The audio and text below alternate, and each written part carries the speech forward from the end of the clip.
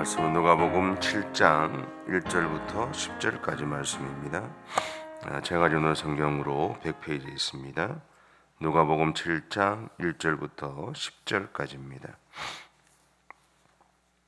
우리 함께 봉독하겠습니다. 예수께서 모든 말씀을 백성에게 들려주시기를 마치신 후에 가버나움으로 들어가시니라. 어떤 백부장의 사랑하는 종이 병들어 죽게 되었더니 예수의 소문을 듣고 유대인의 장로 몇 사람을 예수께 보내어 오셔서 그 종을 구해 주시기를 청한지라. 이에 그들이 예수께 나와 간절히 구하여 이르되 이 일을 하시는 것이 이 사람에게는 합당하니이다. 그가 우리 민족을 사랑하고 또한 우리를 위하여 회당을 지었나이다 하니 예수께서 함께 가실새 이에 그 집이 멀지 아니하여 백부장이 벗들을 보내어 이르되 주여 수고하시지 마옵소서. 내 집에 들어오심을 나는 감당하지 못하겠나이다. 그러므로 내가 죽게나 가기도 감당하지 못할 줄을 알았나이다. 말씀만 하사 내 하인을 낫게 하소서. 나도 남의 수하에 든 사람이요 내 아래에도 병사가 있으니 이더러 가라 하면 가고 저더러 오라 하면 오고 내 정도로 이것을 하라 하면 하나이다. 예수께서 들으시고 그를 놀랍게 여겨 돌이키사 따르는 무리에게 이르시되 내가 너희에게 이르노니 이스라엘 중에서도 이만한 믿음은 만나보지 못하였노라 하시더라. 보니 어떤 사람들이 집으로 돌아가 보매 종이 이미 나아 있었더라. 아멘. 오늘의 사건은 가버나움에서 일어난 일입니다. 가버나움은 전에도 말씀드린 것처럼 갈릴리 북서쪽 해안에 위치한 도시였죠. 그리고 이 도시는 주로 유대인들이 거주했습니다. 또한 이곳은 상업과 어업이 발달했고 또 교통의 요충지였기도 했습니다. 그러다 보니 이곳에는 로마의 군대가 주둔하고 있었습니다. 그들이 주둔했던 이유는 한 두 가지 정도 생각할 수 있는데, 첫째는 불법적인 행위와 범죄로부터 주민들을 보호하기 위한다는 목적이었습니다. 또 하나는 지역의 경계를 넘어서 장사하는 사람들로부터 세금을 거둬들이기 위한 목적이 있었습니다.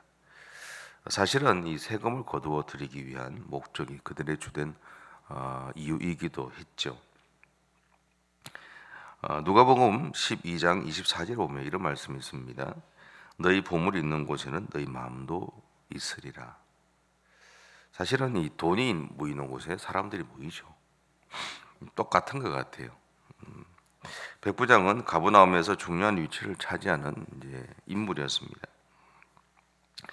그런데 백부장의 집에서 모든 책임을 지고 있었던 종에게 병이 걸리게 되죠. 이것은 심각한 문제였습니다. 왜냐하면 이 종이 아프면 백부장의 집이 제대로 돌아갈 수 없었다라는 것. 그렇다는 것은 그 집에서 살아가는 사람들의 삶에 불편함이 생긴다는 것을 의미하죠. 그러다 보니 백부장에게는 이 병에 걸린 종을 고치는 것이 중요한 일이 되었습니다. 그러던 중에 그럼 예수님에 대한 소문도 듣게 되었고, 그 이전부터 예수님에 대한 이야기는 들었죠. 근데 마침 예수님이 가버나움으로 오셨다는 이야기를 듣게 된 겁니다. 그래서 그는 당시 유대 장로들 중에서 몇 사람들에게 부탁을 합니다. 예수님에게 찾아가서 그분에게 우리 집에 와서 나의 종을 좀 고쳐 달라고 요청해 달라, 그렇게 부탁을 하죠. 예전이나 지금이나 사람이 사는 것은 다 똑같은 것 같아요. 백부장이 유대 장로들을 동원했던 이유는 예수님이 자신의 문제를 최우선으로 해결해 주기를 바라는 마음 때문이었습니다. 우리도 어떤 일을 해결하려고 할 때 아는 사람이 있는지 또는 그리고 없는지에 따라서 그 일의 성패가 결정되는 것을 경험하게 되죠. 또한 그 일이 진행되는 속도에도 차이가 나는 것을 바라봅니다. 그래서 가장 쉬운 예로 우리가 늘 하는 이야기지만 병원에 갈 때도 그 병원에 아는 사람이 있는지를 가장 먼저 찾게 되는 겁니다. 그리고 사람은 누구나 내가 다른 누군가에게 중요한 존재가 되었을 때 삶의 희열이 생기고 없던 용기나 열정이 생기는 것을 이제 경험하게 됩니다. 그래서 누군가에게 중요한 존재가 되었을 때 우리는 좀 더 열심히 일을 하죠. 그리고 봉사도 더 열심히 합니다. 아마도 백부장이 지금 병에 걸려있던 종을 위해서 유대 장로들까지 동원해서 예수님을 통해 낫게 만들고자 했던 이유에는 그 종이 자신을 인정해 준 주인을 위해서 최선을 다해 자신에게 주어진 일을 감당했던 사람이었기 때문일 가능성이 높습니다. 그래서 그는 백부장의 집에서 소위 말하는 대체 불가한 사람이었던 겁니다. 그 누구도 그 사람처럼 일할 수 없었고 그 누구도 그 사람처럼 일을 할 때 깔끔하게 하는 사람이 없었습니다. 그렇다는 것은 그 사람이 있고 없고에 따라서 그 집의 모습이 완전히 달라진다는 것을 의미하죠. 장로들의 요청을 받았던 예수님은 백부장의 집으로 가던 중에 이 백부장으로부터 이런 이야기를 듣게 됩니다. 6절부터 8절인데요. 예수께서 함께 가실새 이에 그 집이 멀지 아니하여 백부장이 벗들을 보내어 이르되 주여 수고하시지 마옵소서. 내 집에 들어오심을 나는 감당하지 못하겠나이다.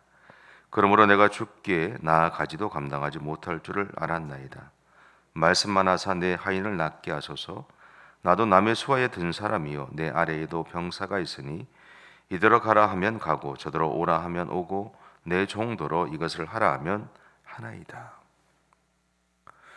지금 백부장의 이 말은 예수님이 사람을 고치실 능력이 있는 분이라면 직접 여기까지 와서 안수를 하지 않으셔도 고치실 것이다 라는 믿음의 고백이기도 하고요.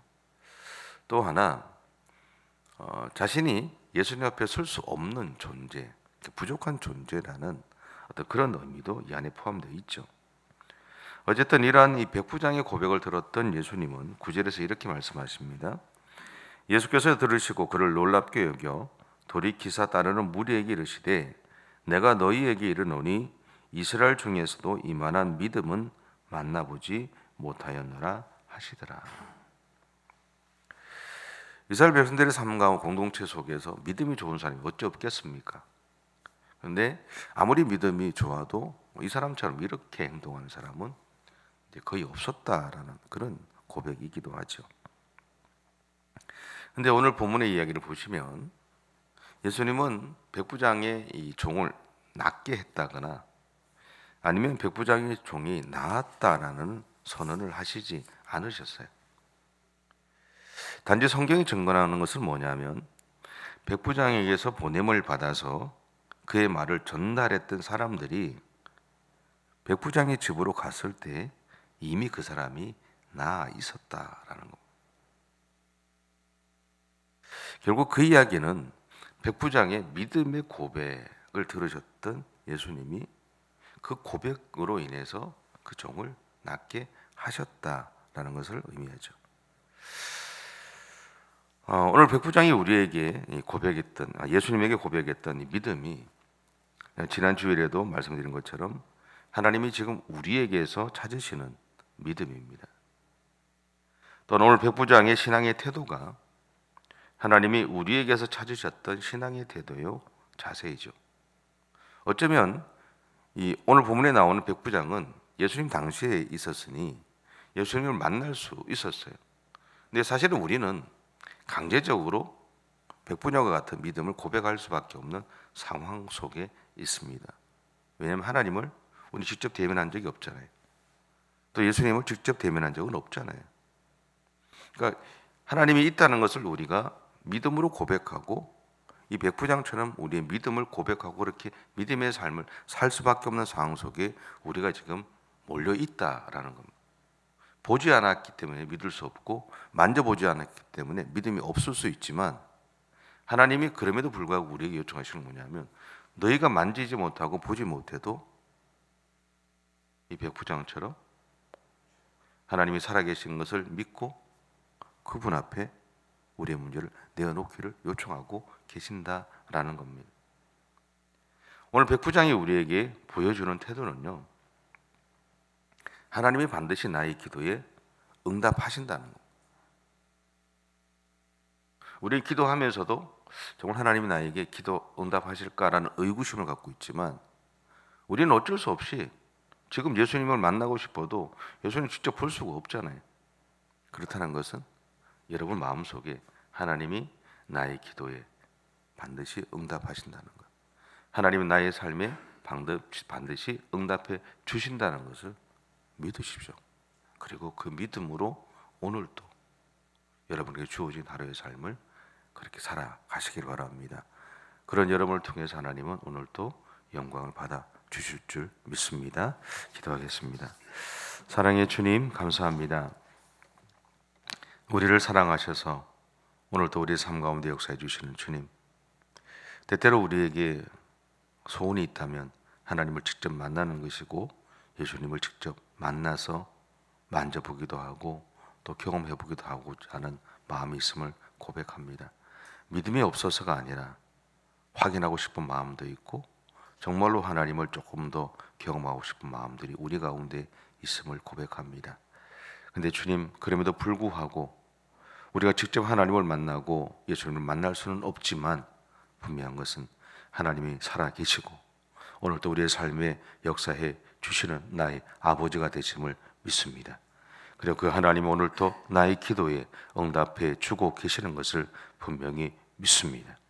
혹여나 우리가 흔들릴 때 주여 우리의 믿음 없음을 용서하시고 하나님의 성령께서 오늘도 우리 가운데 역사해 주셔서 하나님 약해진 우리의 믿음을 강하게 붙잡아 주시고 우리의 마음속에 생기는 의구심들을 하나님 바꾸어서 확신으로 변화시켜 주셔서 오늘도 온전히 하나님의 손을 붙잡고 우리에게 주어진 하루의 삶을 믿음으로 살아가는 우리 모든 성도들의 생애가 되어줄 수 있도록 하나님 역사해 주시옵소서.